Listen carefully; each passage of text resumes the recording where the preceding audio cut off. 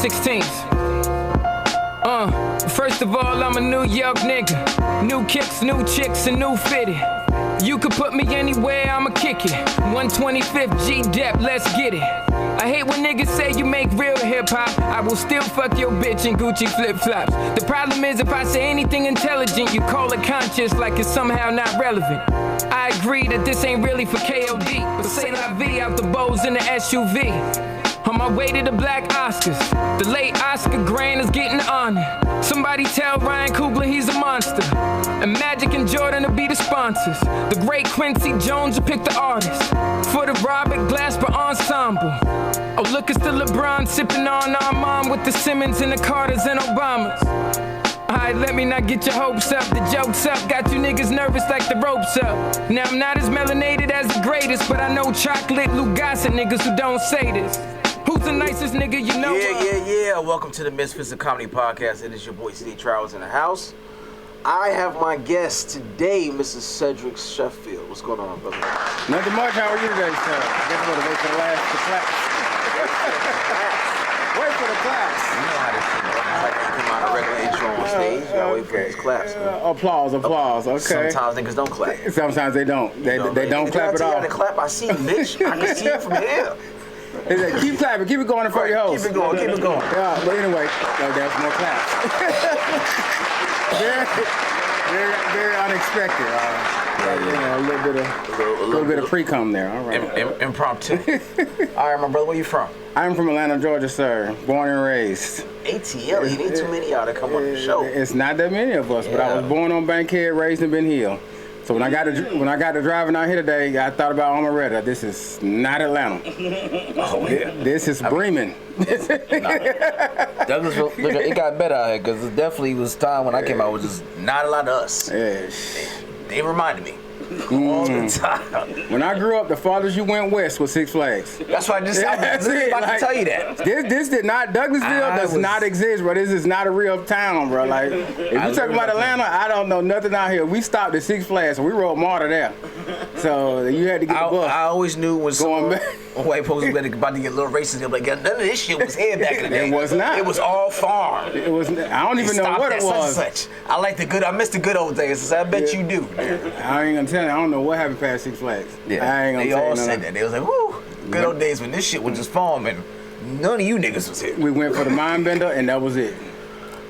I was like, how long ago? That was like 25 years ago. Like 25 years ago? Shit. Yeah, 25 years ago. Cattle over here? 25 years ago, yeah. I was about in high school. That's wow. So yeah. So how long you been doing comedy? I've been doing comedy roughly, okay. Roughly 3 years. I don't do it as much as I would like.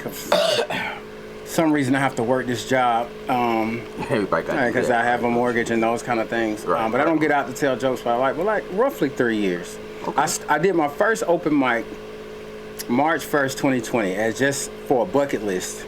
Just before the pandemic. It was just a bucket list, and then I kind of got stuck with it. Bucket list where? I did it at Laughing Skull. I invited all my friends and family just so I could make sure I was funny. Yep. But they got bucket lists? Well, no. I did it for my bucket list. I was like, I'm gonna do it one time before I die. Got you. I'm gonna do it one time before I die, and then what I'm gonna do is not ever do it again. But I got invited to another show, and guess what? I bombed. That happened. And that was the best thing I needed. Yeah. What you thought? You was good? No, I did. I killed it? No, I did not think that at all. This is what really happened. It was in the pandemic, so somebody went Instagram live, and they asked a question. Somebody said, what do you think about these new comics? And the dude's response was, I don't know where to get these folks from. It's like they just drop them off, they pick them up on a bus and drop them off at Cat's Cafe. And I looked at the screen, I said, I'll be funnier than you next year. That's how I got started. I saw him say that, and I was like, I bet I'll be funnier than you next year. I mean, they have like, new comics don't go through they struggle. Like, fuck, that's what you're supposed to do. It's some new shit. It's not some shit you can like really master off the top of your head. Like, it's training for this shit. It is training, yeah. It ain't no training for this. You learning to go. So I get it. But Laughing Skull is definitely a great place to bust your chops. Yep, went there last night. Pop your cherry. Did you? Yep, went there last night. I told a joke about Prime. They ain't like it too tough. You know? Why? Why they didn't like it? Oh, that ain't it. They kind of wanted to laugh because I like, Prime got them, he lost them 2 toes. I just asked a question like, y'all wonder if he get discounts on pedicure? Stupid. And they was a little. They was a little tight about that, Must have been a little black audience in there. No, it was all young kids. They went to Georgia Tech or something. That's why. They brainwashed by the machine. But I just felt like if you got 8 toes, the discount got to be 20%. That's all I said. That sounds fair. That sounds good math. Yeah, I used to teach math too, so I got that down pat. Yeah. So, what is one of your favorite stages you be going to in Atlanta? I really like the Skull.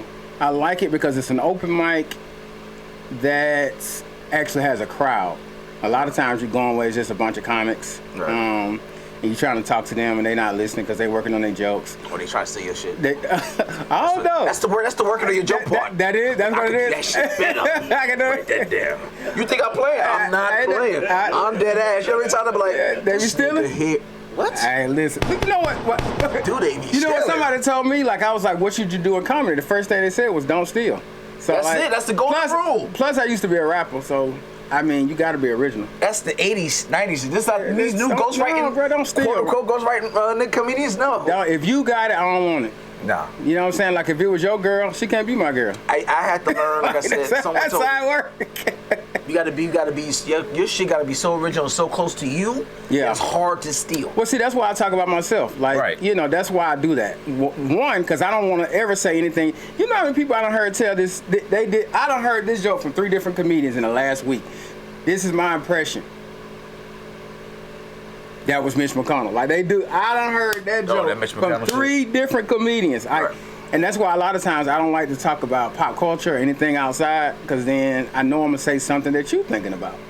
No, but you can give your point of view from a different point. It's just that people are lazy a lot of times. They don't have no real creative bone. Because we all talk, I could talk about pop culture shit. We about to talk about some of the pop culture shit. Yeah. But you have to put it in such a unique viewpoint that no one can copy. Seen it, yeah. Right? Like Ryan Davis. You know about Ryan Davis? Yeah. When you go to his comedy shows, he talks about real general shit and personal shit. It's so unique to him, it's impossible to copy. And that's what I do. I got a joke about going to the urologist. I went to the urologist. That's exactly how it happened. Like, you can't duplicate that. Right. You know what I'm saying? I got a joke about my daddy dying. You don't have that joke. Right. You don't have that joke. I wrote that joke because it actually happened to me. You know what I'm saying? So I try to keep it that way. I mean, I got a joke about menopause, because I had a hot girl in the house. She was climbing out the window in dead December, butt naked, and I was like, hey, what's going on? Baby moody as shit. I don't know, but baby moody as fuck. That's what happened to me. So don't be horny no more. It be all types of shit. No, I don't know. You ran against the wrong cougar, my boy. No. You didn't take it to the Amoco like I did. You know what I'm saying? You gotta go. You gotta go into the corner where they got them little pills. You stupid. I not Bill Cosby tonight. I ain't nothing. So you take it to the gas station? Gas station. Pick whatever pill you want. Because the old school chick, they don't need much, man. They need a sweet tea and a bag of popcorn. No, not sweet tea. Yeah, you take them to Blockbuster, they be ready. Man, not Blockbuster. Give me a little consistency, baby. I'm right here for you. They cook you a meal and everything. Any movie you want. Right. Yeah. They fuck you and give you a meal, baby. Nah, she didn't cook. That was the issue. What? She tell me this how you can get better in your relationship. I said you need to cook a sandwich. Cook a sandwich. Damn, you made one that ain't cook shit. Cook a sandwich. Then you talk to me about how don't give me feedback. I don't need your feedback. She gave me a Yelp review. Yeah, give me a Yelp review. Like, nigga, this is what you can do. I got some notes. I would like for you to pick me up at 7:45. Then I get there at 7:45. She ain't ready at 8:15. I'm making her nervous. You making me nervous. Doing what? Being here? Watching you? Ain't on time. It didn't matter. We just going to the Amco. So, for somebody who's never seen your style of comedy, how do you describe it to them? You know what I'm saying? How do you get them to? You know what I figured? What I figured out about myself is that I've always been like I'm very analytical. Like I said, I used to teach math, got an engineering degree, and so. Oh yeah, you really. What I do is I like to consider myself as just the intelligent, likable asshole. Okay. You know, I like to be like on that other side of the thing that you're scared to say. So like, everybody's like, oh, this is cool. Like right now, nobody's supposed to talk about Prime. I'm like, no, I'll do it. Like, why not? Why not? Because you know, folks have a hard time, making fun of their heroes. You know what I'm saying? One of my first jokes, bro, was how Michelle Obama's a 6, and nobody want to admit that she's a 6. Yeah, she not like. Yeah, everybody oh my God, she's a 10. No, she's a 6. With a booty. With a 10 boyfriend, you know what I'm saying? Like, Stupid. I'm a 10 boyfriend. Yeah, you're a 6 because you got to think about, the stuff around you makes you better. Yeah, so you're a 6 that so you don't put the booty in the equation because you got I don't really. That's not my thing. I'm more of an up top guy. I'm a titty guy, man. Exactly. You know what I'm saying? So titties first. I've grown to like a bit of a wagon. Yes, I have grown. But Atlanta has brought me into the wagon. Yeah, the Atlanta brings you there. Yeah, right. But that lemon pepper wings and booty is what Atlanta's introduced me to. But I prefer, a D cup. So that's it. At least. It is what it is. At least. Hey, y'all, make sure y'all call in if y'all want to talk to Cedric. 678-740-9894. That's 678-740-9894. All right, so cool. So what inspired you to get into comedy? I know you said I just told you that was it. No, ain't no comedian. You're like, yo. Nope. I'm telling you, I've done every art mainly because I'm a fan of that art. Okay. What other arts have you done? Hip hop. Like I said, I was a rapper. Yeah, I did. Okay. I did that young. And of course, from Atlanta, Outkast, right, is great. And then I think that as far as the best rapper ever, that's Eminem. Really? Yeah. You don't want those mic skills because he's just so he's so varied. But Jay-Z is my favorite rapper. Okay. But with comedy, I didn't really get into it, like I said, until I took that personal challenge from that comic. He don't even know who I am. Yeah. But I saw it and I was like, I wanted to. Then I got real deep into it. And I mean, as a fan, I love Dave Chappelle. Okay. And I love Jim Gaffigan. And so I looked at those two a lot to kind of start learning, this is what they do. This is what this. And I read a couple of books and I started practicing. And I bought like a box and a microphone. I'll go to my auntie house. Y'all get out of the room, come to the living room, listen to these 3 jokes I got. They be like, that's trash. They're like, okay. That's dedication. Then I go back. Yeah, because I tell everybody, if I'm going to be bad at it, it's going to be 6 months. Then I'm going to catch you. And with comedy, I just don't do it a lot. So a lot of times I feel like I'm starting over sometimes. Timing. I feel like I'm rusty. It's just like, I play college basketball too. I'm a screw up now. But like when I was playing, I could, I get into a groove, I can do it. Right. And sometimes I don't feel I can get into a groove comedically. Even though at my job I get to talk in front of people and be comedic and those kind of things. But I would like to get more into a groove. But because you talk to your job, I think that it still keeps you in the flow. If you're just not consistently telling jokes, you know what I'm saying? Yeah, I'm not consistently telling jokes. Sprinkle some in there, but the just being up in front of people helps in that transition. Because I think that's the hardest part is keeping their attention. Right. So being in front of them. But yeah, just inspiration. I really didn't take it like that. I just I'm more of an academic person. Okay. So I looked at it like, okay, how do I get this done academically? And that's how I look at it, and I figured out it was an art. I was like, oh, there's techniques. Oh, I remember watching LL Cool J. I used to watch the I'm Bad video over and over and over again. Okay. And I used to say to myself, I was 9 years old. I was like, man, I could never be a rapper. Then one day, I found out they was writing it before they was singing it. That you ain't know they was writing it? I was 9. So I was like, oh, they write it first? I was like, damn. They write it. They write the freestyle too. They write now. Not of my opinion. I didn't know that. At first, freestyle, you do not write. You got to say it off the top of your head. A lot of niggas that do. That's whack to me. It is. Freestyle real quick. Put on the beat. Let's get it. I'll do it. Okay, they said we go freestyle it then. I can do that. Oh shit, we about to get exclusive. You never had a comedian freestyle. You about to see the shit. Yeah, I done see it. Okay. All right, that's what's up.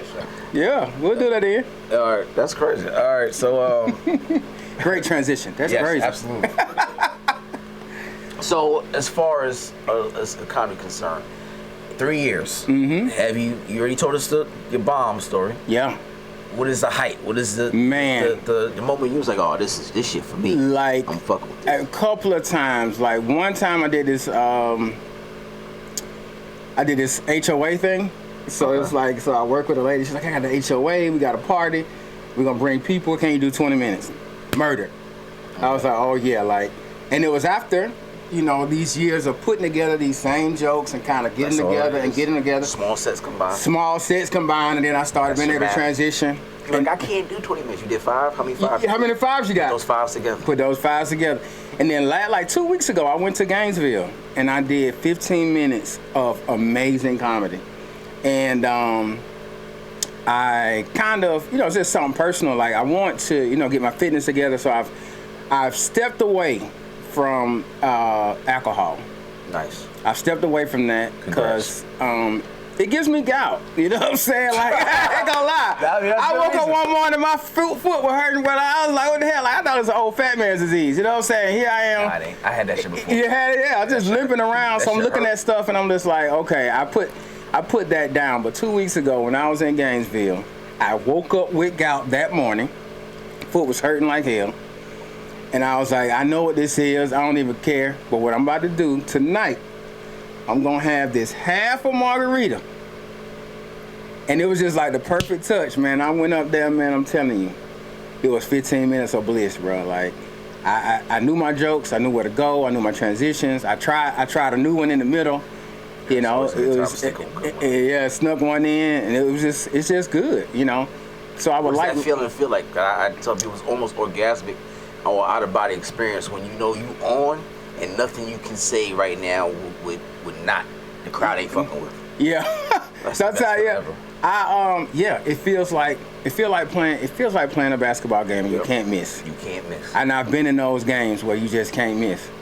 And that's how it feels. It feels like wherever, I mean, the floater, bomb, 3, bomb. If I ain't missing no free throw, did a little spin move, every crowd work, everything. Even though I be cheating, my crowd work is planned.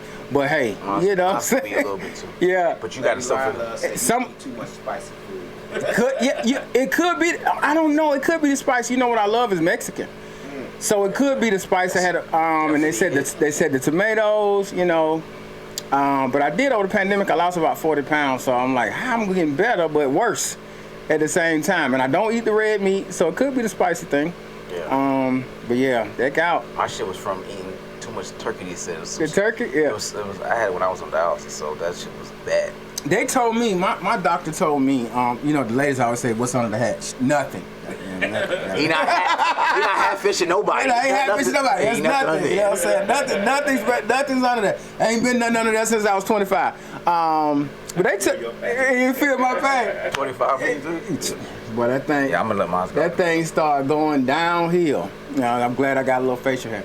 But they tried to tell me it was a protein powder I was using. I like to do a strawberry. Yeah, it's I got a strawberry banana smoothie that I make with agave and oatmeal and all this kind of stuff. And I got the protein in there so I don't be hungry in 38 seconds after that. They said that wasn't it, so I was like... She said what? Can't be eating collard greens? Gout can't be eating collard greens. You know what it was? A lot of spinach. I heard spinach is a thing too. I don't eat a lot of collards. I wish I did. It's high level proteins. I heard that's kind of sparse. Yeah. It goes to calcium and go into your joints. That shit hurt like hell. Man, I'm telling you. Can't put no socks on, no nothing. You can't listen. And I went all the way to Europe. I went all the way to Europe. Took my mama to Europe for her 70th birthday, and I was still did not know it was gout. Did not know it was. I was hopped up on a whole bunch of ibuprofen, just limping through London and Paris. But I came home and got this cortisone shot on my foot. So that kind of helped, but natural shit. Tart cherry juice. It's really good like that. Yeah, I need to go to 7 Under and get that then. Yeah, you're gonna pay like $9 at Kroger's or whatever for it, but it's worth it. That shit, you know, goes right away. Kroger's. Inflammation. As far as somebody's mom suffered from gout, I'm telling you, like love on your mama, like put it, you know, put some ice on that toe. I'm telling you, it's crazy. Yeah, you gotta pray with that foot. So I always ask all these comedians, what's your top 5, dead or alive? What, rappers or? No, comedians. Man, I'm telling you, number 1. You gonna pay your last dollar to go see? Richard Pryor. Okay. My homeboy Jordan, who on here now, like he sent me a Richard Pryor thing, man. This man he can hit the topic, do all of the acting, come back in out of the acting, go back into the acting. Yep.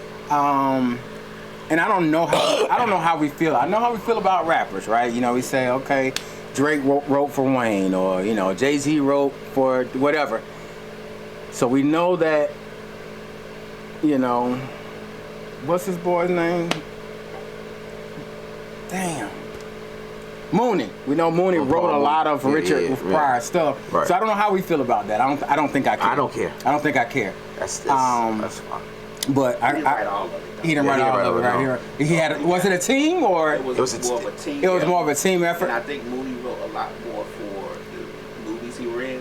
Mm-hmm. But Richard Pryor has a album that I listen to, but he has a segment about the police and niggas. Yes. That's one of my favorites. And that was back in '72. Right. And he was doing that then. And it's so relevant right now. Right. So relevant right now. Right. Yeah. So I'm going Richard. I'm going. Right. You just had that. That's what it is. That's what my first choice to be. I'm going Dave Chappelle, Eddie Murphy. Okay. I put Eddie before Dave. 3 goats. Okay. I'm gonna say something weird right here. I really like Mom's Mabley. Ooh, my grandmother put me onto that. I have her albums. I listen to her a lot. Yeah.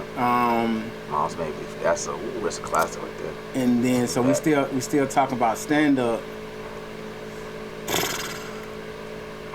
It's somewhere between Red Fox and Bill Burr.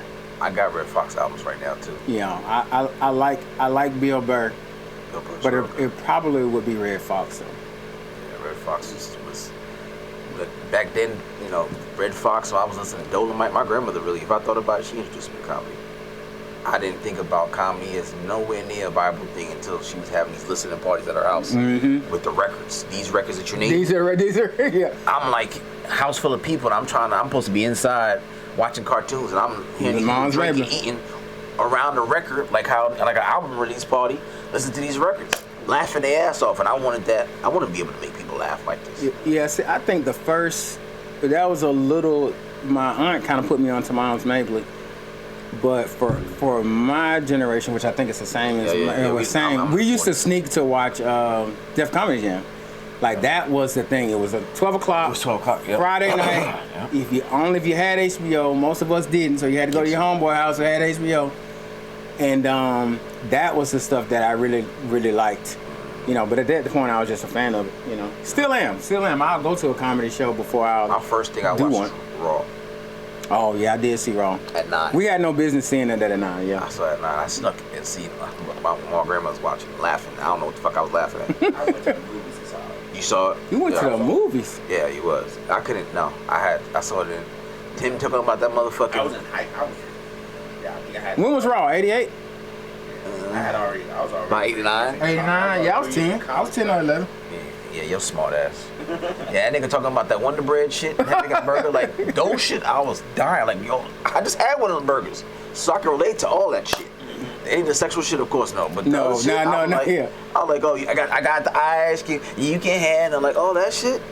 Yeah, when you look at it, shit. when you look at it, like Eddie is just more. I ain't gonna call it polished, just a tighter version of Richard. Right. Yeah. So he's actually funny sitting down doing an interview. Just talking. I watched the interview today. Did you see the interview he did talking about Pam Grier? First time he met Pam Grier? He said like 10 words, and it was hilarious. He's just so naturally funny. Yeah, it is effortlessly. And that's what you want to do. He's the comedian's comedian for real. And I think Dave is starting to get to that point. Yeah, Dave is at that point. Yeah, you could just... It's just effortless for him. Like, this motherfucker can't say nothing wrong. Y'all know who Franklin AJ is? Lane Lionel said she grew up listening to Franklin AJ. I don't know Franklin. Car Wash. Oh, Car Wash. Because Richard was in Car Wash, right? Yeah, he was in it. Okay. 2 minutes. Send me a link. Yeah, I don't know about Franklin AJ. I know about Dolomite and all them other dudes. I listen to a lot of those, but I don't know Franklin AJ. All right, man, we're going to get into some of these topics, all right? Topics. A lot of crazy shit going on out there, man. I hope I know somebody so, because I be at the house reading my Bible. That's all I do. Oh, that's all you do? My motto is read your Bible, wear rubbers. That's not a bad thing. Protect yourself That's high not and a low. bad thing. All right, so it's a man in Australia that tried to sue a Melbourne Australian hospital for $643 million for psychological damage. He alleged he was encouraged to watch his wife have a C-section. He said seeing his wife's blood and organs led to him developing a psychotic illness, and the procedure was a success, but the lawsuit was dismissed. So, my first baby was a C-section. That shit is fucking traumatized. It ain't $643 million worth though. No, it's not. But if he gets it, I want back pay. Nah, he's soft. He must got a participation trophy. Everybody wins. That's that. Nah, bro, you gotta be able to see a C-section. I mean, we understand that women are way stronger than us. Absolutely. So I get that, but you know what I'm saying, bro? Like, not 653. No. But no money. You don't get no money for watching, for making a child. No, be fruitful and multiply for free. You got to cut money out your pocket for that damn child.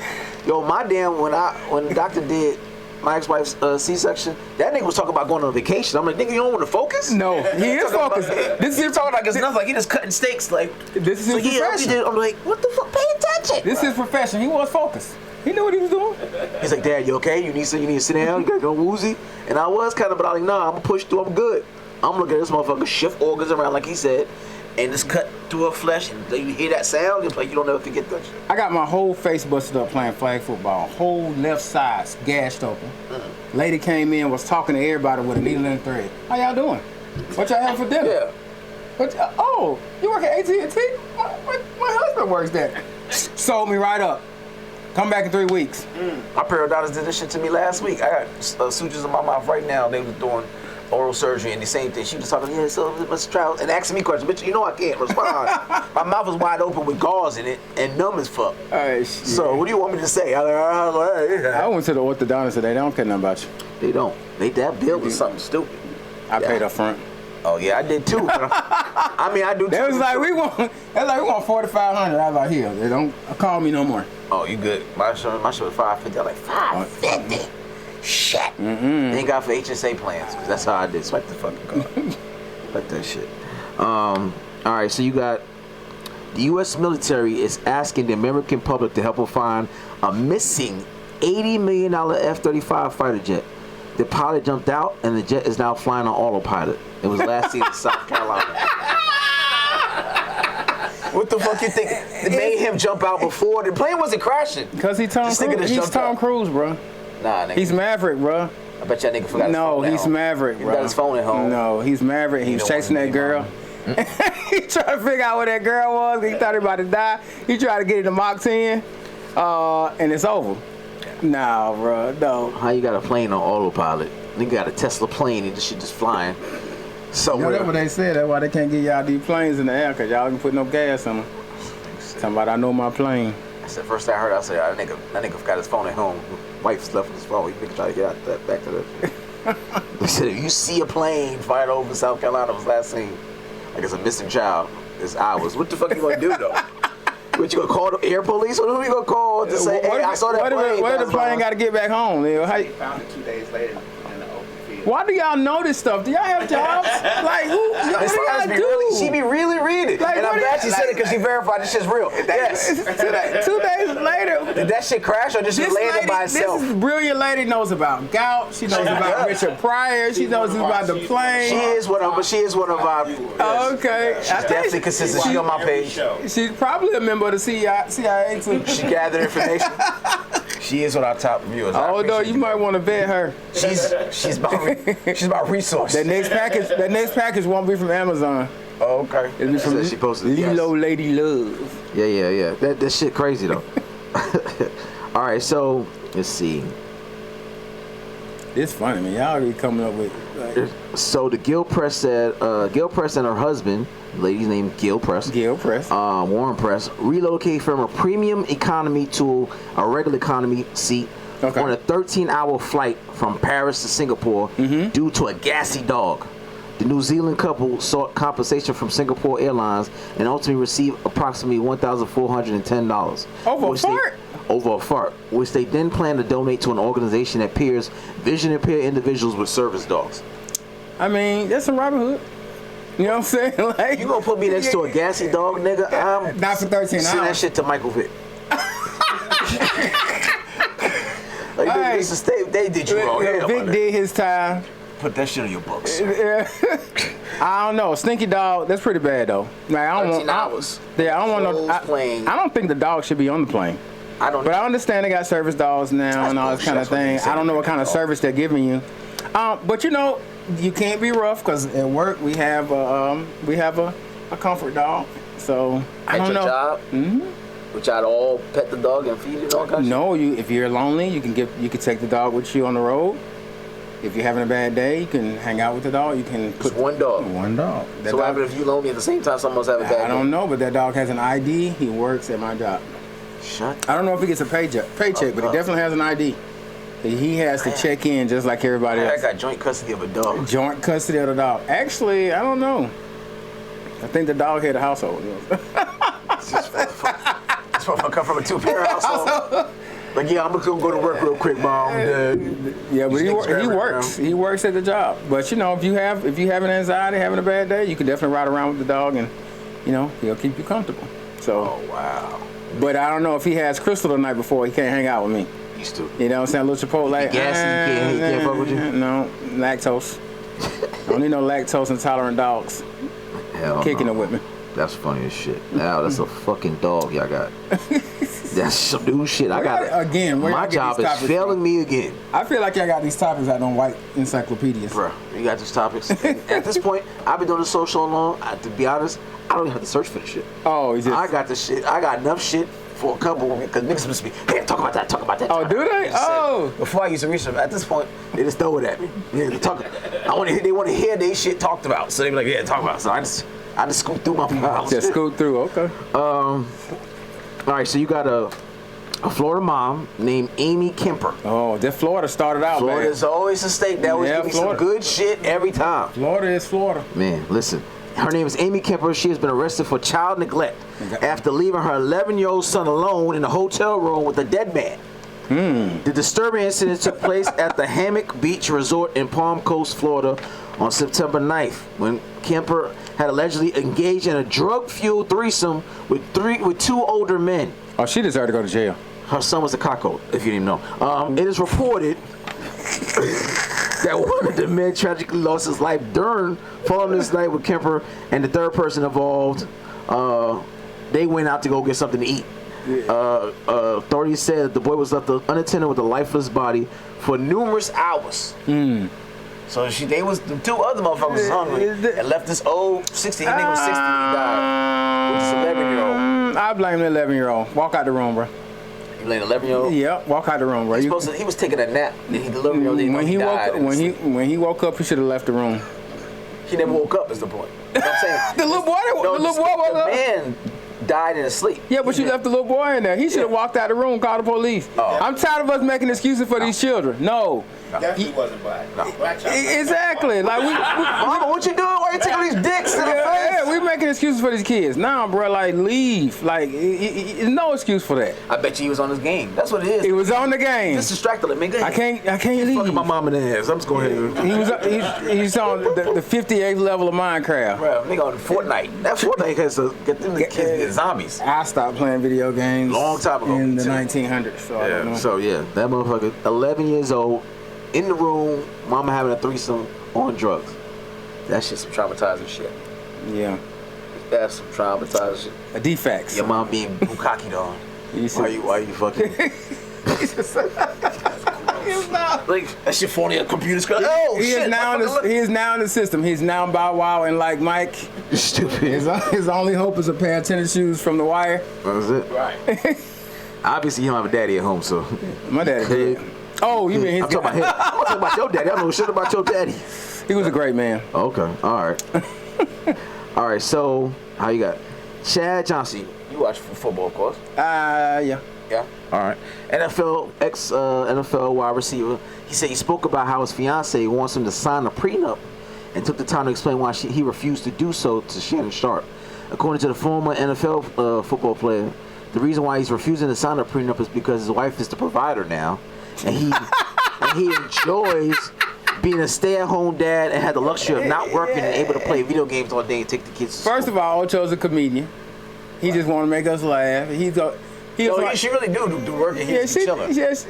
But Ocho is rich. He's rich. He's super rich. He's cheap as fuck. He's cheap. He flies Spirit. Yep, sure do. He flies Spirit. He McDonald's eat every day. McDonald's every day. Him and Trump. But he got them $1 million veneers. You know what I'm saying? He chose his value. You know what I'm saying? He gonna die at 56, but he got great teeth. This nigga bought an expensive outfit. He took his family on vacation, wore the outfit every day for 9 days. At this point, every day. At this point, it's just his character. Like it's a character. He watched it, wore this shit again, and got on camera like, I know you niggas saw the same outfit. It's a new video. Yeah, I'm gonna wear this. This shit cost me $1,300. I'm gonna wear this shit every day. He is the NFL Charleston White. He's playing a character. So anything he spend a lot of money on, he gonna wear the fuck out of it. Yeah, like come on, bro. He glad she signing a prenup because they break up. He the one gonna come out of it anyway. She ain't no provider. I mean, she is. If she is. He got a steady paycheck. He just like got sitting on. He got a steady paycheck too. Right. Yeah, like They get pension. They get pension. He made you make 3.5 years, you get pension. Yeah. Right. But you know his steady paycheck is a lot bigger than that. You know what I'm saying? You think he kicking it? You think he kicking it with Shannon for free? Right. No, this is setup. You know what I'm saying? He's just moving into the right place, and he's funny. She wants it because he has them. Yeah, exactly. Yeah, she's like, I'm protecting my assets. Like, for what? Nah. Okay. I'm me. I'm gonna stay at home. I ain't got to worry about me. Because of him. Exactly. Right. That's true. Oh my God! Somebody called me the other day at work, telling me, "Oh my, look how Taylor Swift put Travis Kelce on." Nah. I was like, "Are you serious?" He was with before. Look better. Tight end. Who is Travis Kelce? Can he leave? Kansas City Chiefs. He don't watch. Oh, you don't watch sports? He's a football player. But he a white dude. Yeah, he was fucking with he got a black brother named Jason Kelce. And they both in the league. But yeah, he had this fine black girlfriend. He broke up with her. They say he was making her go 50-50 on dates. Like if they got a Are you serious? Yeah, he wouldn't pay for nothing. Like if they went on vacation, she had to pay half of. He made his match with with Taylor Swift. Taylor Swift. How about that nigga? If he worked hard though. Taylor Swift almost $1 billion in. Right. That is 800 million. Yeah, 800 million. That's an yeah. upgrade. That is an upgrade. He a white boy. That's an upgrade financially because Taylor Swift is a 2. Lionel said that's a distraction. She watches sports. That is his distraction. Watcher. Thank you, Distraction from what though? Call in. Honestly, I think 678-740-9894. Call in. Should I go call in? Come on, man. Honestly, I think it's just a ploy to make him bigger. Like I'm hoping, like he Jay-Z the whole thing, make himself, put himself in the spotlight because they already got a podcast, him and the brother and everything. Like he's just trying to make himself bigger. That's what it is. You know what I'm saying? So That might have been the move, but that black chick he was with, God. She was a 12 walking, all natural. And he looked like he gave us she gave him a little swag too. I was like, okay. Yeah, cause he Lionel said she's gonna dump about Christmas. Christmas? I was thinking Thanksgiving. She's not no. Yeah, she's a 2. You've been with a black woman, fine as you guys say she Google it. I gotta find the picture. Google it. I mean, even though Taylor Swift has 800 million. I don't care. 800 million don't think Once I got 15 million, she pale and she's a string bean. Olive oil. That's what the bitch remind me of. Look, this is my thing about money. Once we can all afford 2 tacos, it don't matter. Right. Because you never need the third taco. I like that. The third taco, you being gluttonous anyway. Right. So whether you make 100,000 or 15 million, I always get 5 tacos. 5? Oh, that's at Bar Taco. We can all do that at Bar Taco. I'm greedy. I'm gonna fuck some tacos up too. That's the mini meat tacos at Bar Taco. Right. Them ain't no real tacos. You gotta go to Mezcalitos. Oh, you sound like a damn expert your damn self. You gotta go with That's the why your best. ass gassy as fuck. See? Ain't gout, nigga. That's why you got gout. Taco Bell. Like, hey, this nigga go again. This the nigga that be limping. That's it, right? The limping nigga. And this is why you're bloated, sir. Right. Look at the gout nigga right here. There we go. Yeah, just get the shit out. You gonna eat all. Get out of here with your swollen joints and your inflammation. Exactly. It says, if the lyrics is sexy red, you know that roach looking motherfucker, right? What kind? Is it German or waterbug? Man. This the German one. Them the ones that don't go away. They're the ones that don't go away? The ones that come out in the light? She's shaped like that fucking bug from Men in Black. This is correct. That motherfucker looks. You know how the kids say the accuracy? This is correct. Oh my God. All right, so the lyrics to Sexy Red's breakthrough hit Pound Town, which we all know what that song is. Didn't already make you blush. Just wait until you hear. I didn't know she's from St. Louis, so she's a St. Louis rapper. She's making a line of lip gloss. These are the names. That's smart. Of the lip gloss. Number 1, Coochie Juice. Okay. Right? Okay. Number 2, You want that on your lips? I got it. Booty Hole Brown. Okay. All right. That much. Number 3, Coochie Pink. Coochie Pink. My man. You gonna guess this one? Number 4, Sex on My Period. No. Okay. Number 5. Oh, this is a golden one. This is classic. Gonorrhea. No. Oh. Well, yeah, because you know they said. She has it. They said she had an issue. Yeah, gonorrhea. Number. You can't get rid of gonorrhea. You can. Can't get rid of gout either, but you know. No, you can. Number 6. Go. Yellow discharge. Is that a starburst or? No, that's an infection. Right. Yeah. Yeah. That's that. I don't want that on my lip. And the last one. You can't go having the rest of these without this one. None. God. That should have been. This That is should have been the first one though. Imagine you say that's a good lipstick. What you got on? Oh, yellow discharge. What? It's. I mean, it's no Just some different. nut on my lip. It's no different than a slutty vegan with the menage a trois, the one night stand. It's those no are good names. You know, it's just the. But This is the pornography version of that. It's nothing wrong with it. My grandmother died, and we found a book on her shelf that said deep throat. So I mean, Oh wow. you know, a winner. Okay, Grandma. A winner is a winner. A winner is a winner.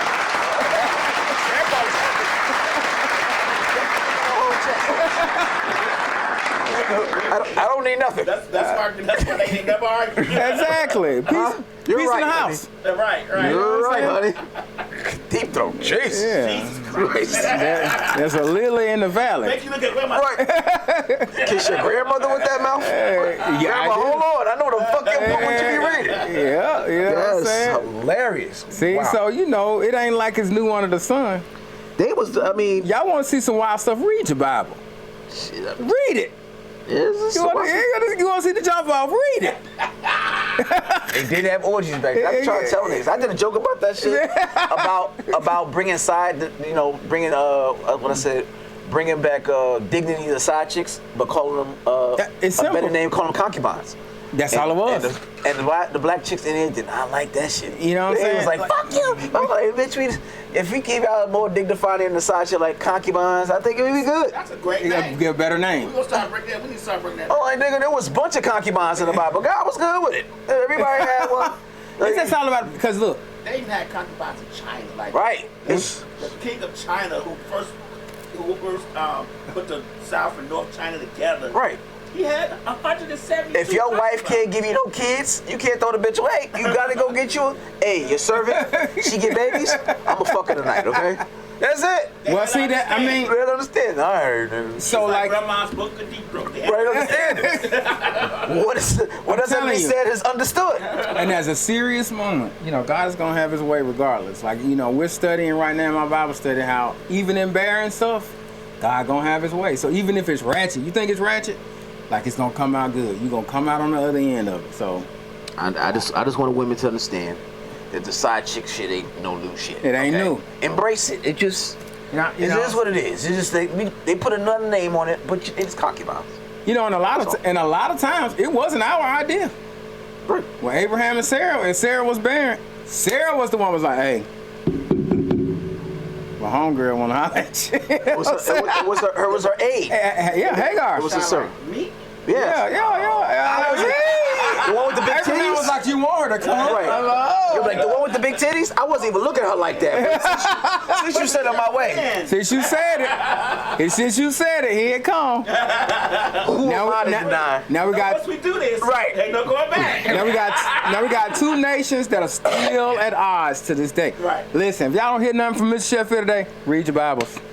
She said side man too. All right, there's Yes. side niggas too. It's Yes. happy side. I was a side nigga for a long time in my beginning years. Oh, I for a was long okay with time? it. Yeah, in my early 20s, I didn't want to be nobody's I fucking need a nigga. I need a paycheck I wanted to for be that. outside. I need a paycheck for that. Nah. And they introduced me to nigga and everything. I'm like, oh, whatever. Nah. Whatever. She I goes, can't do that. I can't do that. Side nigga gigolos. That's a good thing. No. Gigolos got paid, sir. They got I'm paid. just saying that's a great. Those are name. classic names. That's what I'm saying. Deuce Bigelow.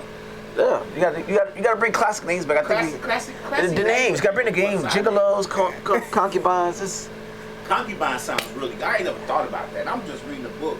bro, about come the on. Samaritans and how many concubines they had. It was normal. It was a thing. Right. What No, you it's thought about? You niggas, y'all uppity feminist motherfuckers. We're gonna make a big thing about it. I'm not doing it. I'm the monogamous type. I like one honey bun at a time. That's you. Yeah, 'cause I don't want double gout. I don't want double gout. Honey buns last a long time. They're preserved. They are. Preserved is Now once you take it to the Amoco. You gotta get the better. You gotta get more some Target. Yeah. You know what I'm talking? More Target. I know. Lionel said she can't relate to this one. I bet you can. This one you gonna sit out though, right? I bet. My homeboy Leon is on. He said he played golf last week. Y'all didn't invite me. Y'all play golf? No. Only if I'm making deals. Only if you making deals. My daughter played it in high school. Oh, okay, that's what's up. What's up? I thought Leon gonna say he got a side concubine.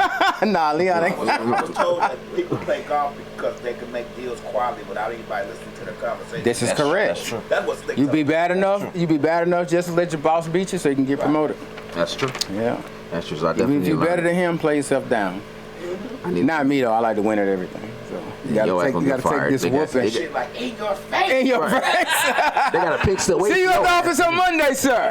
No, you won't, motherfucker. You gonna fire. They calling the fucking people. HR to call. Hey, you gonna fire this nigga? No, he beat me in golf. I told this motherfucker. Hey, listen. I was If waiting you for a lost, you reason. lost. It is what it is.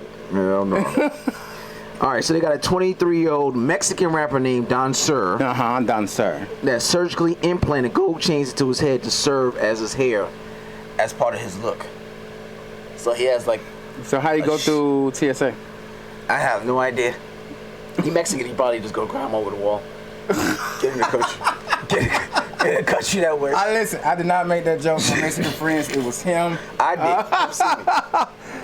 Remember, yeah, tomatoes give me gout. I don't mess with y'all. Yeah. But in his head, No, you associate they gonna poison your Mexican, but that's okay. he probably got a strong. He's probably got a strong neck though. At this point, you know what I'm saying? I'm gonna show you the picture. You like this nigga is. He put a He like Serena Williams, not Serena. The other Venus? one. Venus, yes. with metal. With metal. Like chains, like beads, all that shit just hanging out his head. Just Don't let it be lightning. That's all I gotta say.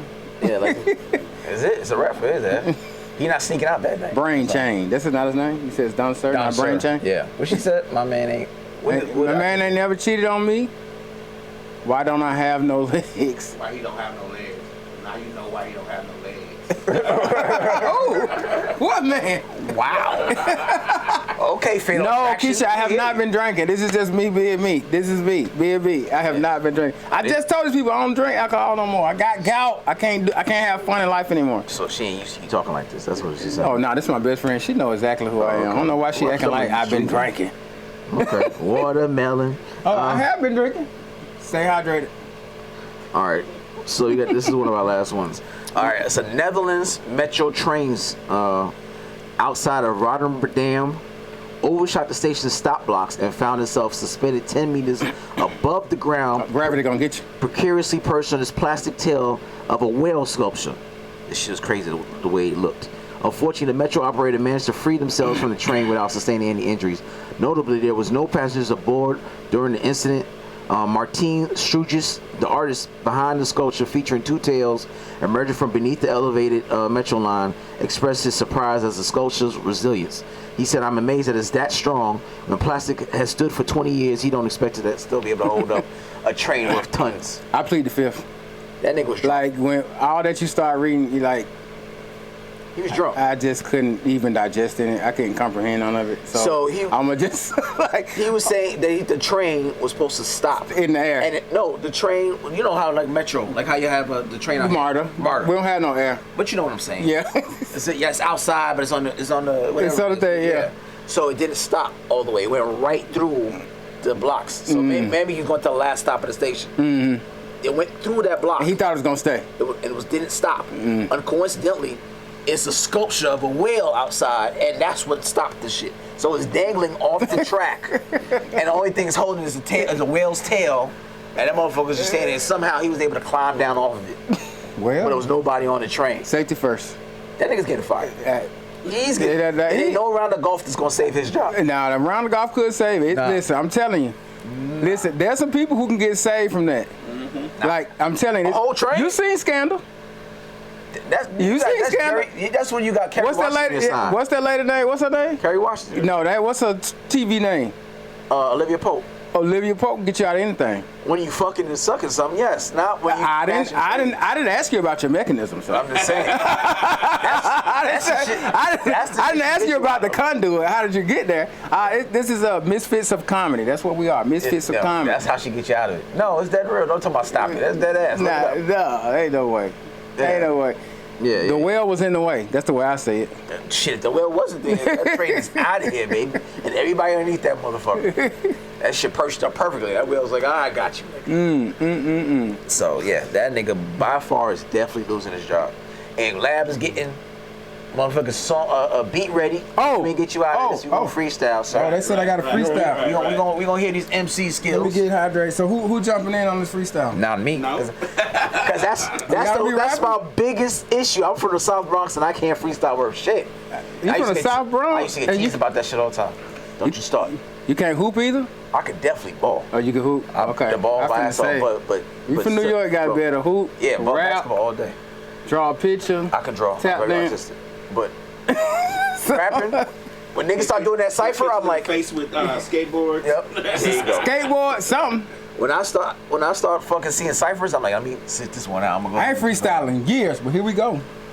What kind of? I'm just gonna put a beat on. Put something on. You don't never ask nobody. I never ask. This is Rap City vibes. This is Rap City vibes. In the basement, baby. I was gonna ask you because you're a guest. No, hit him. Nah. He said he can get up to the top of the head. Let's go, baby.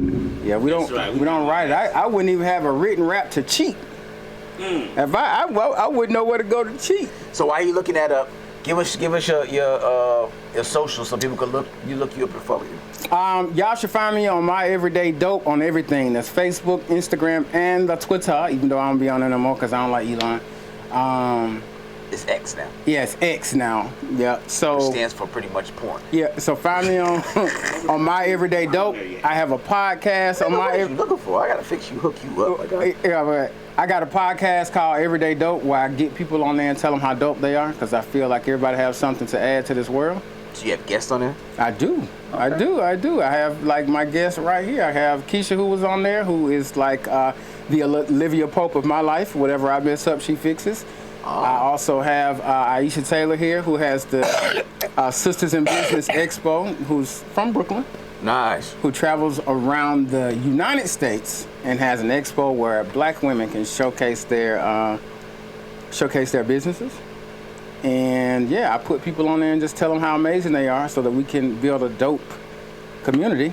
And then everybody's, everybody is moving forward in the same direction. I've been changed? Girl, I don't know that verse, none of it. This is. All right, so you ready? This finna come off my head. Oh, he DJ. Oh, you ain't got no Yeezy in Serato. No, he's a real DJ. Oh, I see. Oh, DJ Lab, got it. Yes. Turn it up. You dial out now, you can hear something on the radio? No, I'm old. I'm old, that's what it is. Microphone check. I'm at Misfits getting it in. Who am I? Chef Phil, and I always win, I never lose. You get your ego bruised, I'm the man. I keep speaking until you understand. You will never forget what I say. I don't spit, I just spray. Put them all down in the floor. Who am I? The CONFLICT. Yeah, the spells conflict, cause I am the shit. I am the man. Yeah, your boy ran. Put it in the pan. Now it's gotta fry. Throw it all up. Now it's in the sky. Microphone check. 1 1. 1 2 1 2 3 4. I'm from Zone 4. Yeah, that is Ben Hill. Cedric a Chef Phil. I get ill. That's what it's about. I told y'all in my foot I got gout. The girl took the skirt. Yeah, my foot hurt. Ibuprofen. Yeah, I need the pills, but that ain't got nothing to do with my rap skills. Ill. Told y'all I was good with it. Told y'all I was covered. Told y'all I don't stop. I rock. Yes, I'm Fab, DJ Lab. This is CJ. Yeah, you better pray because I'm here just to get my pay. Y'all listen dummies. I'm rap and I'm funny. Catch me on the stage, going all the rage like the lady from the West Coast. Yeah, I'm here to boast. Put him, hey, burn them lights and toast. He start the beat. I'm spitting heat. Yeah, so, man, listen, man, listen, man. Listen, man. Hey, I might be a man, but All right, none of that, man. We just talk. Open your mouth and talk. my man, Papa Smurf out here rapping. Hey. Oh shit! All right, I see you. You wasn't playing. I was not playing. I'm trying to tell you, I did every art because I'm a fan of the art. I like that. That was So good the next shit. thing I'm gonna jump into is improv. She fucking give you, you know what I mean, clapping too. All right. Hey, thank Yeah, you, that was thank good. you, That was Lady good. Love. Thank you, Lady Love. Representing SWATs. Oh, you from Southwest? Yeah. Okay. She appreciated that. Okay, yeah, Ben Hill, man. You know, we on the west side. You know, Therrell High School. You know, Bunch Middle School. Greenbrier Mall. Slick went to Thera. Did she? Slick, there you go, Thera. She about y'all age. Who? How old you? 40? I'm 45. No, she 48. She a little older. She still went there though. Yeah, she went to Thera. She went to Therrell, yeah, D&M Therrell, baby. Therrell High Panthers, Panther Trail. Oh shit! I like that. We don't have to make more comedians come through and rap. You know, that might be a It's gonna be a requirement. It's gonna be a Get requirement. requirement. You gotta have all the skills. Sheffield set that shit off. You just gotta come in and spit something. Yeah. We ain't got this wood around here for nothing. Yeah, all them punchlines, they got, different parts. Punchlines, just not these comedic punchlines. Them take too long. That's what I hate about comedy too, bro. Cause like with music, you don't have to be there. Right. You could write something and then people could just experience it over and over. Right. People like, oh no, I heard this joke already. Yeah, you know what I'm saying? That is a suck part. Yeah, like I was like, I looked at Country Wayne special, and I was like, You like it? Did you like it? I should ask you that. Honest. I'm not.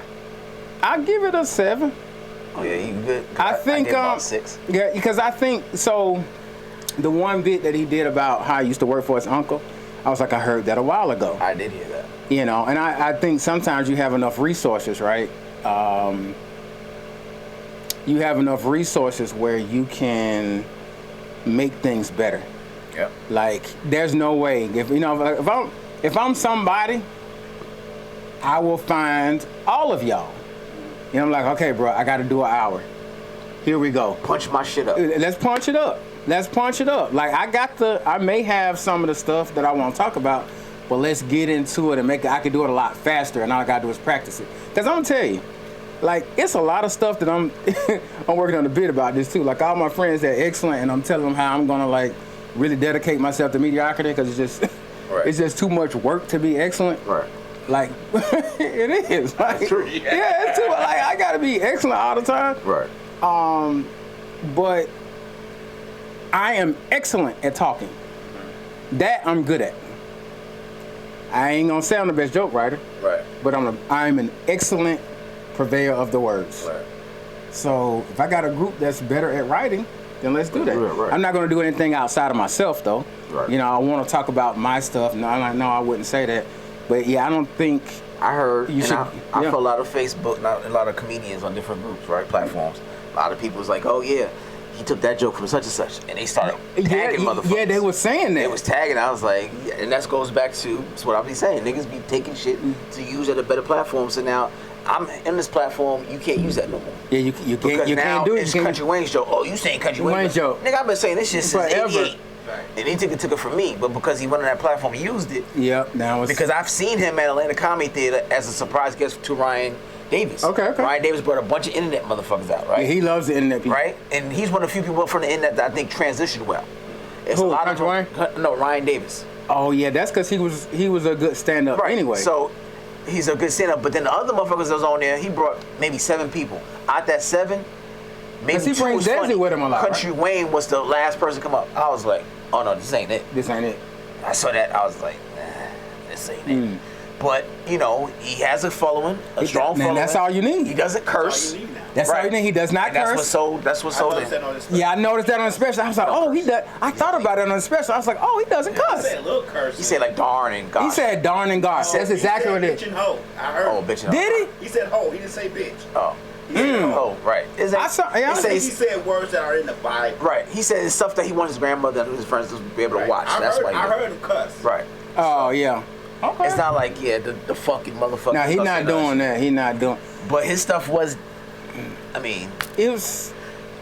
it wasn't well thought out in my opinion. So Oh, you don't think it was well thought out? it wasn't. It didn't have no it didn't have no layers to it, no complexity. My to it. homeboy felt the same way. He's like, Yeah, I did He's- too. this Twice. was I was like, let me give it another chance. I maybe I'll be bullshitting. I fell sick twice. These were his exact words. He said, "I did not find it useful." That's true. And I was like, okay. And now, and don't get me wrong. Now, there's comedians who talk about like Dave Chappelle. He talks, He's compelling. but it's like. But see, You know there's going to be a punchline. Like, here it comes. The build up. Right. He was just kind of just talking. yeah. But see, there was no. You're right. There were no. All his bits was flat. There I were was no like, punches. It was just more like stories. There were no punches in it. Right. There were, there were no turns. He had to act outs and stuff like that. But like you said, but still, when you think about Dave, when you think about Sticks and Stones, right? Classic. The way Dave started Sticks and Stones, you still have the comedic techniques, right? Because really what he did, this is what's so brilliant about the beginning of Sticks and Stones. He has one thought. The one thought is, this dude never thought to kill himself. Then he goes backwards and compares Anthony Bourdain to a dude from the hood. Takes 10 minutes just to say he never thought to kill himself. Right. Like That's the punchline. But he does a convergence, a comparison. He uses a whole Venn diagram. He goes does backwards that and forwards, and he tells you, "I'm gonna say the punchline now, and you niggas ain't never gonna do what I'm gonna say." He does the literary. He does the literary parts of it. Then that's the part that people are missing. Like Dave is classically trained in the writing parts. Right. He does language arts on stage. His mom was a teacher. Yeah, he does language arts on stage. Like he really. Like we was talking about Richard, he does that. Like when his police and niggas. Yep. Yeah. He's like, Niggas. we don't know police like that. Like they're not in our neighborhood talking to us. We don't know them like We don't know him like that. Right. Yeah, we don't know them like that. So niggas coming at 11, niggas coming at 12. Right. Yeah. He's like, we don't know them like that. It's pretty much when they see us, it's like, put your hands in the car, there. Yep. Yeah, so that's so when you do those comparisons, that's It was no layers to it. I'm like, you gotta pull that off. You gotta pull that I off. watched Lunel. Did you see Lunel got a special? I watched it last night. Who is that's the lady, right? Yeah, you don't know who Lunel is, bro? The lady, the light skinned lady. Yeah, no, she don't like. She like Yeah, short, the old school lady with the short hair. her. I haven't seen her latest one. So her latest one is pretty. It's 30 minutes, and Dave Chappelle produced that one, like he did Earthquake. Oh, like he did, but Quake, yeah. Everybody's 30 minutes. Earthquake funny though. Earthquake shit was monster. Crazy, way overdue. Earthquake's Yeah, always been a beast. I'll look at hers. What is it? It's on Netflix. Yeah. Okay, I'll probably look at hers tonight. I ain't doing nothing. Yeah, so Earthquake's always been a The monster. comedian I hate that I found late was the one who passed away recently. Who Fluffy? David Arnold. Yeah. Oh, David Arnold. He goes He was right. hilarious. He's very funny. I had to go back and watch Yeah. specials from his. He goes right for a lot of comedians, Uh-huh. and he wrote TV shows. He wrote the TV show My Kids Love Now. That girl Nene. Oh, he wrote that? Okay, that's what's the show. up. And my kids love this show. And he's like, why is no more episodes there? Like the guy who kind of passed away. Yeah, he did. He So he did. can't write no more shows, babe. But he wrote that show, and that show was a hit on Nickelodeon. Yeah. Little black girl coming out of the Yeah, I watched a few and that episodes. shit was a brilliant show. He was in 1 or 2 episodes, but he's very funny. David Arnold, you're right, it's very funny. But again, he's a ghostwriter, like Deion Cole. Like Deion Cole. Deion Cole's hilarious. Deion Cole writes for a lot of people. Deion Cole's a comedy writer. That's he just. Cole's not doing comedy, but he's DJing now. Yeah, I did see that. I don't know What? Yeah, he is. I saw that. He has been. He did that on Chris Rock's thing, right? Seriously. And he be in his face like, did we really get So it? he's done with I don't comedy. know if he's done, but he's doing more DJing than he's doing. He do a lot of house music and shit. I understand it From though. Chicago too. Yeah, he's from Chicago. Are you from Chicago? You a Bears fan? I'm not. That's right. You don't do watch sports. That's right. Last time I watched sports was Chicago Bulls 96, 95. I mean that makes sense. Yeah, ever since then I have not watched it. You just not into it. It's not something that's part of my day. I get it. I don't wake up thinking about sports. I might wake up thinking about DJing, doing these podcasts, something like that, but I don't think about sports at all. Okay, that makes sense. Like it's so much of my DNA. You know what I'm saying? I grew up playing all sports. My grandfather and them they never watched it either. Oh, so that's what it is. You know what I'm saying? So it wasn't like it wasn't a part of y'all. Right. Yeah. Yeah, they never watched sports. You know, like my grandfather played dominoes, so I know how to play dominoes. So you know how to play I know dominoes? how to play chess. You know, all Yeah. that kind Yeah, I of know how to stuff. play But that as far as sports, no. No, that's not your thing. Yeah, that makes sense. You go what's in your environment. I mean, you're doing right. The bear, sorry anyway. So Yeah, but yeah, you're right. That Country Wayne thing was not. And I learned I read somewhere that they said. So do you consider it a win though? I mean, he's on there. Yeah, that's what I'm saying. He's expanded his thing Yeah, so because he went from just an internet sensation to now everybody get to see him, and it was #1 for the last week or so. it was. And then nobody knew he didn't cuss. See, I didn't know he didn't cuss. I think that's new though. He don't cuss in the skits either. See, so like, it's like now he has a whole new audience. Yeah, he gonna get new Like, audience. hey, he don't cuss. Right. That's what it is. Do you like now? Do you even think that the art has to last anymore? What you mean? What I mean, so like if you like you said, you can put on a Richard Pryor thing right now, and you just, oh my God, you're enamored. Is it really about just making quick money? No, it's is it- about filling seats. It's about feeling. See, that's what I'm saying. So the art, it's not artistic. It don't have to be. Because we'll go back and look at Raw tomorrow together and be like, oh, you watch Netflix? You got Netflix, right? Oh. 90% of those specials. Do you know any of them people? Have you ever heard of any of them at any given point in your lifetime? Because they have Some of them I get on media. YouTube. They got a social media following. That's all you gotta do is have a following. They are throwing checks That's to what people that's who what have a music is. following. Yeah, You got 2 million people. Oh, nigga, I'm gonna cut you a check. cut you a check. Right. You don't have to be funny. They don't know what funny is. In their mind, you got niggas follow you for a reason.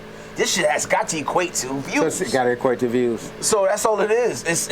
I watch specials all the time. I'm like, I don't know who the fuck this is. But I'll watch it because I want to be introduced to somebody new, and I'll be like, yeah, this ain't it. But that's why I think Monique failed. Oh, Because she didn't take advantage of it. She should have had You know, writers, like you she said. should have had. You got if you did. Complaining was her problem. I don't think so. A little bit of complaining, but when you start going a little bit over, they're like, It was too much cursing, and I like to curse. It was 1,000 motherfuckers, and I'm PG-13. It's not. I mean, but if you think about it, Raw and Delirious had cussing in. But I'm not saying like that. What I'm saying is, it was every 2 words, so you couldn't you couldn't get the joke. Like, all right, where's the joke at? So when Eddie Murphy and Richard did it, it had a purpose. It was like seasoned right.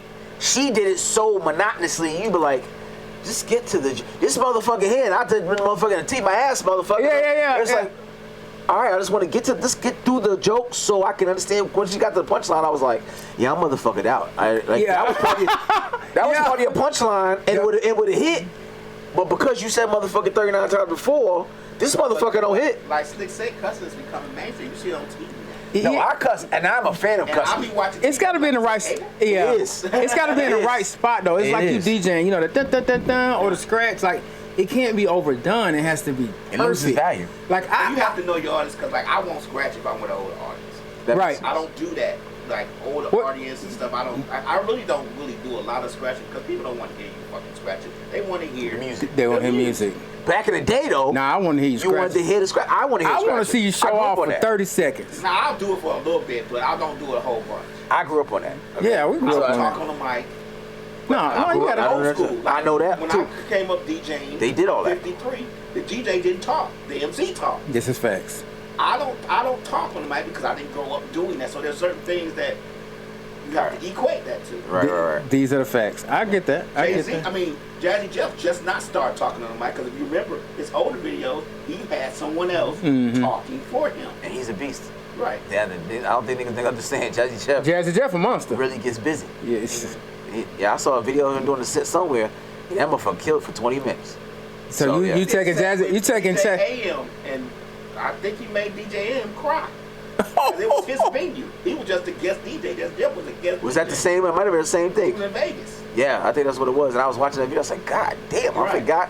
This motherfucker's still cold as shit. You taking Jazzy Jeff or Kid Capri? Jazzy Jeff. Kid Capri's not a DJ. No, Yeah. not in that. What He's about- not of that Not element. of that caliber. No. What about the one who was doing the pandemic? he's D definitely not Nice. DJ. He's just an iPod. Is with that- a following. Oh, okay.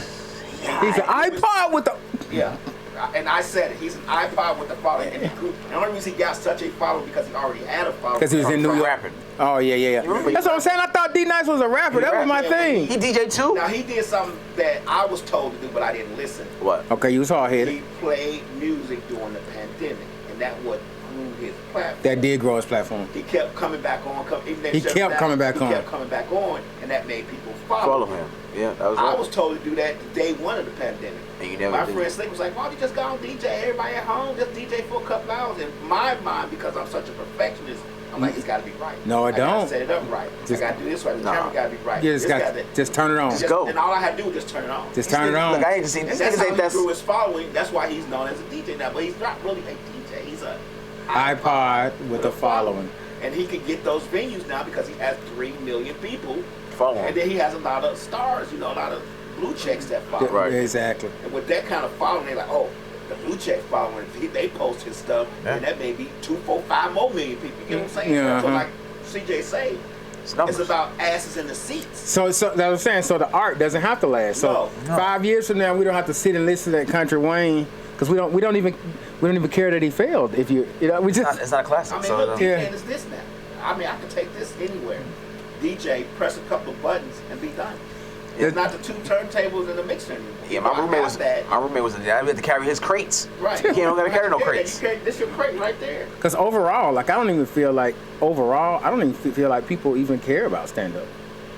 I think they put such barriers around them because we can't talk about this. You can't say this. And that shit's offensive. I don't think. I have people people yell at me and say it's too early to say that. You can't say that. I'm like, bitch, you can't tell me that. Like that's what it's for. People say that? Yeah, I've had somebody say that. From HBO. Sam J. And that clip that I watched. She just had one come out. Yeah. Like Oh, Sam J did have one come out. Her bit about fucking like a dude. Yeah. And how strange it was. That's just hilarious. But I always thought Sam J was funny. Yeah, she's Right? but But she's like, really good. She was saying stuff about like y'all saying she can't say. She's like, we can't say stuff like retarded. You know? Yeah, and then she'll say it. Right. We can't say stuff like But we the art that should be able to touch on that. That's what I'm saying. We can touch on the things that make everybody queasy and make us taboo because we could bring a different viewpoint to it. But because people are so pussyfoot and everybody don't want, like you said, participation award. I don't want you to step on my toes. I don't want you to do. I want to cancel you. People won't even let you step on your own toes. Right. You know what I'm saying? Like I said, I got a joke about my daddy where I'm like, yeah, I found him dead in the bathroom. They're like, no, don't do it. I'm like, he was my daddy. Like, my experience. And it's funny to me. Like, this is funny. Yeah. You know what I'm saying? They're like, no, you can't do it. Got a joke about therapy. I'm talking about, it's just, and they're like, oh no, I was at UGA, like at a little small show, and I got to talking about therapy, and it went a certain kind of way, and they were like, no, don't do it. Like somebody screamed, no, don't do it. Yeah. And I'm just like, do y'all not live real lives? Remember when the black kids were getting arrested at Starbucks just because? Yeah. And it was gonna cost. I talked about that. I was in LA at a competition talking about it. That happened the day after. I did it the day after. They would say too soon. So what the fuck you mean it's too soon? There's no such thing. The woman yells this, and I'm in the competition, like too soon. And then as soon as I got off stage, that was when Bill Cosby was indicted for the rape charges. It hit everybody's phone at the same time. And everybody went. The comedians did. Everybody talking about it. Hit that shit. Whatever my set was, nigga, I gotta talk about this shit now. They're gonna kill comedy because comedians gonna be too scared to go on stage and talk about these things. Yeah, and see, that's what I'm saying. Like, it's so the audience is what's killing the art. Yep. Of course, when some of them old records with Richard Pryor, he's talking about when he's talking about his Aunt Bunny and how the fat bitch is falling down the steps. He grew up in a whorehouse. He grew up in a whorehouse. And he's talking about the dog. Like, I'm gonna kill this fucking dog. Yeah, you can't say stuff. He's showing what he's looking. He's showing what he's looking at. Red Fox, Carl, all the motherfuckers they used to Sam Kinison. Those dudes will be canceled. Now they would never be able to work. Sam Kinison, you couldn't have Sam Kinison right now. You could not. No. Sam Kinison. What's the white guy who died? Who talked about the government and stuff? What's his name? George Carlin? Oh, Carlin. Definitely, because he talked about nuns. One comedy, he talked about nuns for like 30 minutes. Yeah. Like nuns in the Christian church. And I was like, oh my God. Yeah. It was hilarious, but I'm thinking like now, he couldn't say that now. Yeah, Carlin came at the right time. And then he was a trailblazer. So like Carlin was willing to, Carlin had good jobs. Yeah. You know, he had good jobs. Bill Burr and I'm talking is off that planet. They off that planet. Off that tree. And so then, you know who comes off of what tree based on what they say. Like, oh, you from that comedian tree. George Carl say, you know, these Christians believing that a invisible man in the sky. Right. Yeah, and he said, and then he said he's gonna send you to hell, but he loves you. And I think it's funny, and I'm gonna tell y'all. It's hilarious. And I'm gonna tell y'all again. I went to a Catholic school, and I know that's what they. And I'm gonna tell y'all again. Read your Bibles. I'm a Christian. Death, burial, resurrection. I believe it. Washed in the blood, but it's funny. It makes you think about it. That's why it's called faith. You know, because you look at it, and then like you say, Burr got a joke just like it. Just like it. Just like Carlin's. You got to be able to laugh at everyday regular shit. That's why it's therapeutic. Like, I don't understand this whole concept of you can't say midget on stage. You can't, and I love midgets, but I can't. You got to call them little people. All this politically correct shit is whack.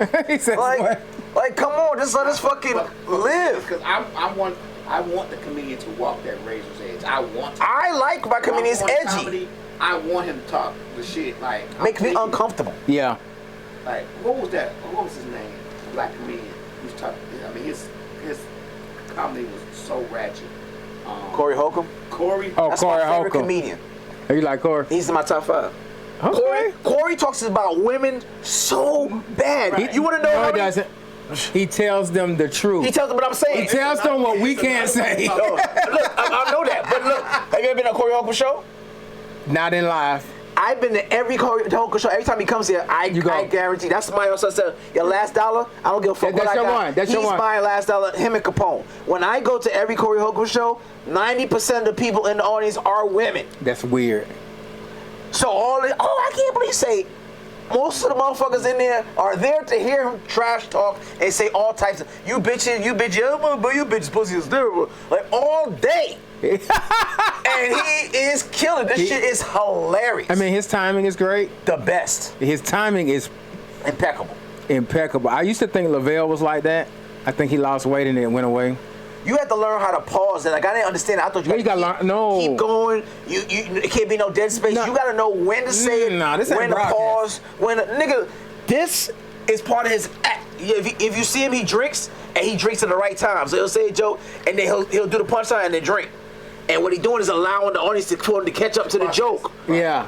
And then he look around like, yeah, I got you niggas. Go right back into it. A lot of times I would say a joke and comedians say, yo, you gotta let them give them time to breathe, to joke. Because I'm thinking I'm on time. I got 7 minutes to go. But see, that's the worst. Like, you know I made the score last night. You got 4 minutes. That's why I don't do score no more. And you got 4 minutes. You don't have time for them to. I can't let you niggas laugh at it. I got 4 minutes. I gotta get it. That could be part of your joke. Right. Get up there and say, I only got 4 minutes, so I'm gonna get you with this one. So I got 3 minutes to laugh. Right. I've done that before. I did one joke for a whole 3 minutes. I wrote that joke right there. Like I said, I love it. Like the one he just posted. I love laughing score. They give you 4 minutes because they have the 2 minutes. That's how long it took me to lose my virginity. Like this thing is quick. By the time you look up and really get into it, it's like drop the mic and walk off the stage. Yeah, I got 3 minutes. I don't come with real material for Laugh and Skull. I come with some shit I can kind of touch and base with you niggas real quick. Touch and base, yeah. And it's some shit I'm testing. Slick say, but talking about Corey Holcomb said, but that doesn't mean what he is saying is about me, so I'm good.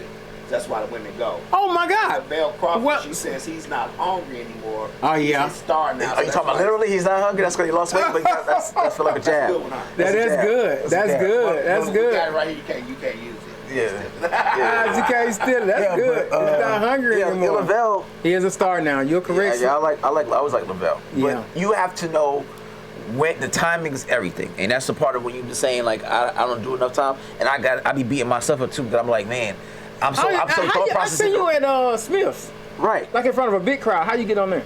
That's the secret show. They stopped doing that. So that's by invite only. It's like I learned about that little clicky shit. Yeah, it's clicky. That you got to be so good that someone got to come to you like, hey, you got a show, you want to come? So I had anything, but I'm just gonna tell you that's what any. And that's no offense to Atlanta. Right. That's what anything in Atlanta. Even DJs. Yeah. I invite DJs to come do shows. They won't come. They don't want to do it. They don't show up. I invite them to do shows with me, live stream their shows here. They don't come. They don't want to do it. Well, I'm gonna tell y'all what I do at Everyday Dope. When I do enough episodes, I do a show. It's called Everyday Dope Live, and I celebrate the arts. I have a comedian. I have a poet. I'm trying to be on the show, brother. I give you 20 minutes, and I pay you what I pay you. But What kind of water you drinking?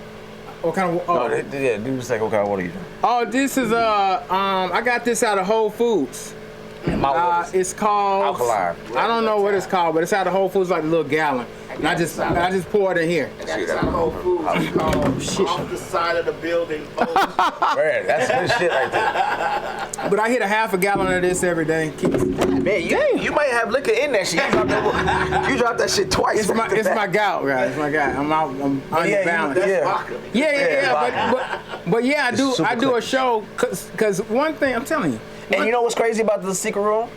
It's 1 a.m. in the morning. Nah. And the first time I did, a lot of people in the show. Exactly. It says no fucking way that people come. They know, without a doubt.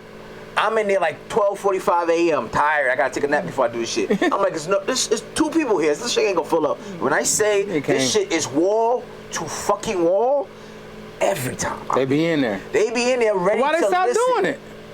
I don't know the reason why, but they stopped doing probably like 3 or 4 weeks ago. I was the last show before the last show. I don't know, but like I said, what I do every day, dope, I do my own show. That's so I can make my own money. Now, I don't have time to do regular comedy shows, but that's the kind of thing that has to be done. Master P taught us a whole bunch. It is not about skill. It is about marketing. Consistency. And consistency.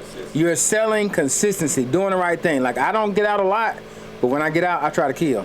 Like I said, I try to take my new jokes to my auntie's house. That's my open mic, so they can tell me it's horrible, and they can help me add to them. It's comedy subjective, and I'm gonna say some shit probably gonna irritate some niggas. There's a lot of niggas out here that be out here and got a lot of gigs that don't deserve the gigs because they're not funny, but because they're seen and they're out here often, they get the opportunity. There's a lot of niggas that's getting opportunities to do shit, and I be looking at like, I'm funny to that motherfucker. And I don't even. But you have to create your own opportunity. Right. This platform. This is how the platform became. Yeah, this is your opportunity. We've been doing this for 7 years, and we've seen people try to take the idea and try to duplicate it. It can't last. But the consistency of doing this is not easy. Yeah, the consistency. This is not easy to do. People will see the camera, they see the phone, they see motherfuckers being successful at it, and they think. I took a seminar for this, and the guy was like, it took me 12 years to be successful at this. Exactly. It's not consistent. So niggas try to duplicate it, but they never can. And they can't. They don't even last. They're like, I ain't gonna worry about it. You're not gonna last. Because I know I put enough of a name out there for. I got niggas coming from out of state to come do this show. This is up. So, and I know what I do. So at this point, like, you should take this following and do your comedy in front of them. I'm working on a comedy album. I'm working on material now. Yeah, so put together a comedy album. So that's the goal, top of the year. Then you know what I'm saying? I saw a comedy album on live.mixtapes.com. There it is. That's it. I just put it out for free. I ain't listened to it. I downloaded it because I've never seen a fucking comedy album. Yeah. Yeah, I mean, the guest act Damon Sumner. I saw him at a. You could do 30 minutes. Like, that shit breathe. He told me what he do. I was like, you can make that. Yeah. Yeah. You can do whatever you want. That's the beauty about today. 30 minutes, yes. In the 90s, you couldn't do anything, but now you can do whatever. Streams, you got streams, you got phones, you got whatever. You can. That's the goal. You can make your own money.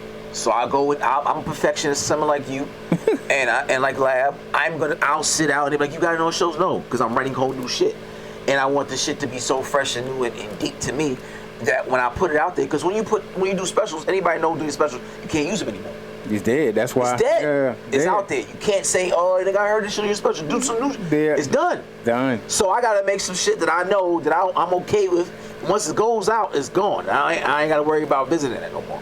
Like my favorites. Those are the ones I'm gonna do on stage. I ain't gonna put that shit out there like that. Exactly. I'll put all new shit. And sometimes you got people who follow you, which I have certain people that come to my show. They want to get that one joke. They want to hear that joke. Hey, you gonna do that joke tonight that you were saying about? Yeah, I'll do that for you. That's weird. You know what I'm saying? But that's dope to me. It is dope, but it's like I think you reach to me because you doing it for the audience. It's like you reached it with niggas to tell you a joke back. Yo, that joke when you did such. I'm like, oh, okay, I got you. Man. Yeah, because somebody said it one time. It was like, when you say it, and I was like, oh. Don't that make you feel good? Because they listening. It was like, when you said it, I was like, oh. And promoters go like, yo, I booked you, but I need to hear that. That's the joke I want to hear. That's what you're here for. Yeah. Okay, cool. I wasn't part of it, but I could throw that motherfucker in there. I saw this one dude. He did this one joke. I was like, bro, you got to go do that again. Like, I don't know why you would ever not tell that. It was so funny.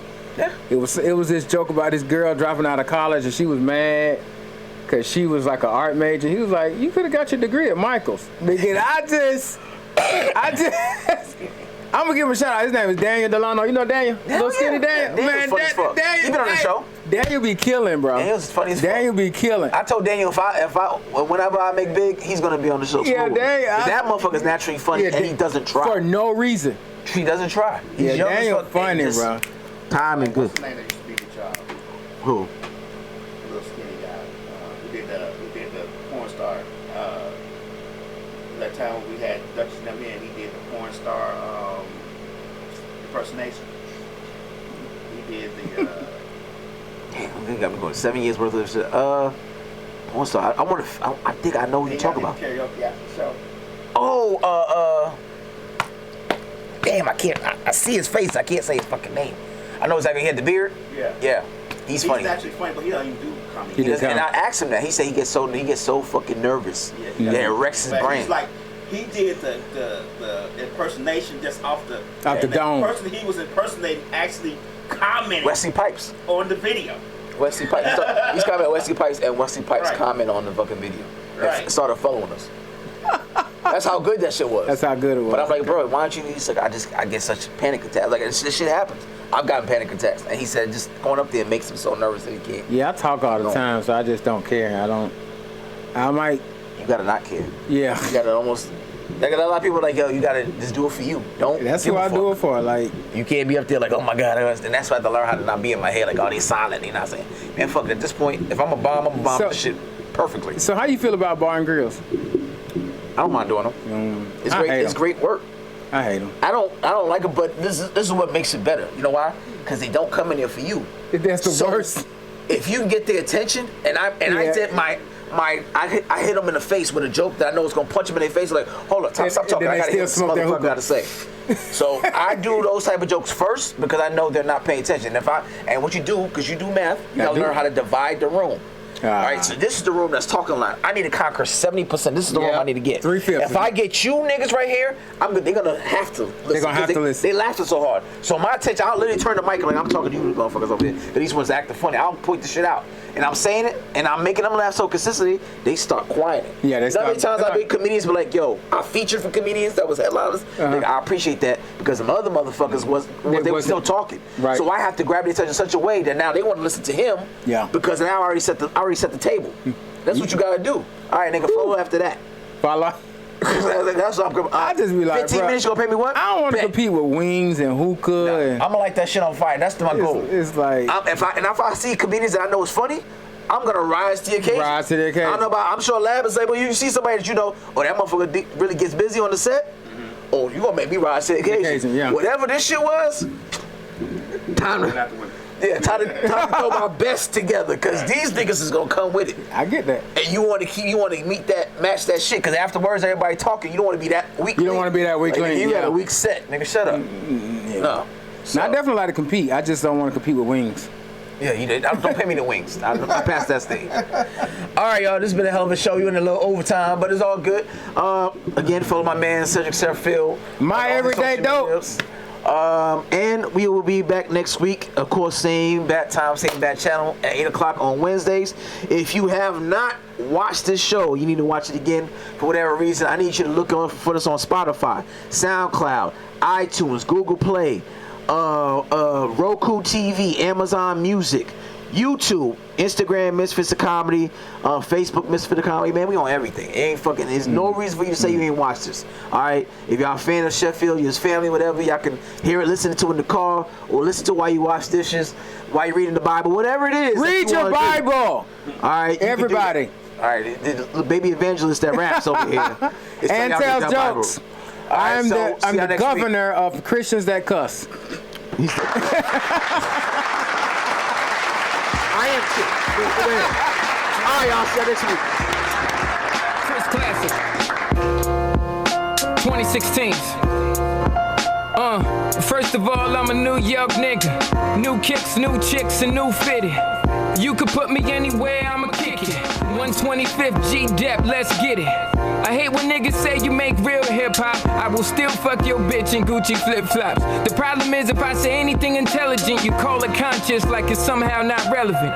I agree that this ain't really for KOD, but say la vie out the bows in the SUV. On my way to the Black Oscars, the late Oscar Grant is getting honored. Somebody tell Ryan Coogler he's a monster. And Magic and Jordan will be the sponsors. The great Quincy Jones will pick the artist. For the Robert Glasper Ensemble.